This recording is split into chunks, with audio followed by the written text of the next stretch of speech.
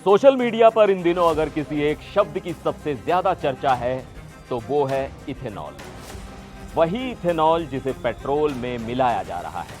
देश भर में पेट्रोल पंपों पर अब 20% एथेनॉल मिला हुआ पेट्रोल बिक रहा है, जिसे हम और आप E20 पेट्रोल के नाम से जानते हैं। लोग लगातार दावा कर रहे हैं कि इस E20 पेट्रोल की वजह से उनकी गाड़ियों के इंजन खराब हो रहे हैं, माइलेज भी तेजी से गिर रहा है। E20 पेट्रोल को लेकर बवाल इतना बढ़ गया है कि विपक्ष भी अब सरकार पर हमलावर हो गया है। जंतर मंतर पर इसके खिलाफ बाकायदा विरोध प्रदर्शन हुआ। लोग सरकार से मांग कर रहे हैं कि E20 पेट्रोल को तुरंत वापस लिया जाए, लेकिन सरकार इस फैसले पर अडिग है। आखिर इस E20 पेट्रोल के पीछे की पूरी कहानी क्या है? सरकार ने इथेनॉल मिलाकर ऐसा क्या हासिल कर लिया जो इतना बवाल होने के बाद भी वो पीछे हटने को तैयार नहीं? नमस्कार, मैं हूं सिद्धार्थ प्रकाश। आजकल सोशल मीडिया पर लोगों का गुस्सा सातवें आसमान पर है। लोग लगातार अपनी गाड़ियों की खराबी और घटते माइलेज की शिकायत कर रहे हैं। दिल्ली के जंतर मंतर पर तो तहसीन पूनावाला ने अभी 2 दिन पहले ही E20 पेट्रोल के खिलाफ एक विरोध प्रदर्शन किया। कर्नाटक कांग्रेस के प्रदेश अध्यक्ष B.K. हरिप्रसाद ने भी सरकार से साफ शब्दों में मांग की कि इस E20 पेट्रोल को तुरंत वापस लिया जाए।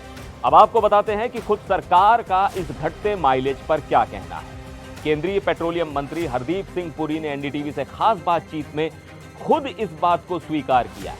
उन्होंने माना है कि E20 पेट्रोल से गाड़ियों का माइलेज थोड़ा कम जरूर होता है, लेकिन उन्होंने एक नई बात भी बताई कि इससे गाड़ी का एक्सेलरेशन यानी पिकअप काफी बढ़ जाता है। अब सवाल है कि E20 पेट्रोल आखिर कब से बिक रहा है? फरवरी के महीने में सरकार ने संसद में बताया था कि साल 2022 में नेशनल पॉलिसी ऑन बायोफ्यूल 2018 को संशोधित किया गया था। इसके तहत साल 2030 तक 20% एथेनॉल मिलाने का टारगेट रखा गया था। सरकार ने बताया कि जून 2022 तक ही E10 यानी 10% एथेनॉल मिलाने का टारगेट हासिल कर लिया गया था और इसके बाद पिछले साल दिसंबर 2025 में ही E20 पेट्रोल भी बना लिया गया। मतलब समय से 5 साल पहले ही E20 पेट्रोल बनाने का टारगेट पूरा हो गया और अब पूरे देश में यही बिक रहा है। तमाम विवादों के बीच सरकार लगातार कहती रही है कि क्रूड ऑयल के इंपोर्ट को कम करने के लिए यह बेहद जरूरी है। भारत अपनी जरूरत का 88% से ज्यादा क्रूड ऑयल इंपोर्ट करता है। मार्च में प्रधानमंत्री नरेंद्र मोदी ने भी कहा था कि एथेनॉल के कारण 4.5 करोड़ बैरल तेल कम आयात करना पड़ा है। चूंकि E20 दिसंबर 2025 से ही आया है, इसलिए हमने petroleum planning and analysis cell यानी PPAC की वेबसाइट से 3 साल के जनवरी और फरवरी महीने का डेटा खंगाला। जनवरी फरवरी का डेटा ही इसलिए लिया गया क्योंकि मार्च से ईरान युद्ध के कारण कच्चे तेल का आयात प्रभावित हुआ है। डेटा बताता है कि साल 2024 में जनवरी और फरवरी में 3.97 करोड़ टन कच्चा तेल खरीदा गया था। 2025 की जनवरी और फरवरी में यह 4.06 करोड़ टन हो गया। वहीं इस साल जनवरी और फरवरी में 4.12 टन कच्चा तेल आयात किया गया।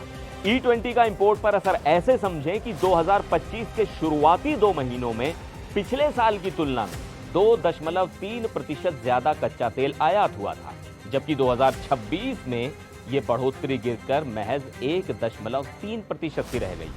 आसान भाषा में कहें तो 2026 में 2025 की तुलना में 5 लाख टन से ज्यादा कच्चा तेल कम आयात किया गया है। ईरान युद्ध ने बता दिया है कि कच्चे तेल के आयात पर निर्भरता कम करना कितनी जरूरी है। पीआईबी ने 3 दिन पहले ही एथेनॉल ब्लेंडिंग पर एक फैक्ट शीट जारी की थी। इसमें बताया गया था कि एथेनॉल ब्लेंडिंग के कारण 1,90,000 करोड़ रुपए से ज्यादा की विदेशी मुद्रा बचाई गई है। इसके अलावा प्योर पेट्रोल की तुलना में एथेनॉल वाला पेट्रोल प्रदूषण भी कम करता है। सरकार के मुताबिक इससे कार्बन के उत्सर्जन में 930 लाख मीट्रिक टन की कमी आई। एथेनॉल को गन्ने या मक्का से तैयार किया जाता है, जिसे किसानों से खरीदा जाता है। एथेनॉल ब्लेंडिंग के कारण किसानों को 1,60,000 करोड़ रुपए से ज्यादा की कमाई हुई है। टोयोटा किर्लोस्कर मोटर्स के कंट्री हेड विक्रम गुलाटी ने बताया है कि कई राज्यों के किसानों को इससे फायदा हुआ है। उत्तर प्रदेश और बिहार के किसानों को सबसे ज्यादा फायदा हुआ है क्योंकि यहां गन्ने की खेती सबसे ज्यादा होती है। तो क्या आप भी अपनी गाड़ी में E20 पेट्रोल डलवा रहे हैं और आपको माइलेज कैसा मिल रहा है? अपनी राय कमेंट में जरूर बताइएगा। फिर मिलेंगे एक और वीडियो में। आप देखते रहिए NDTV इंडिया।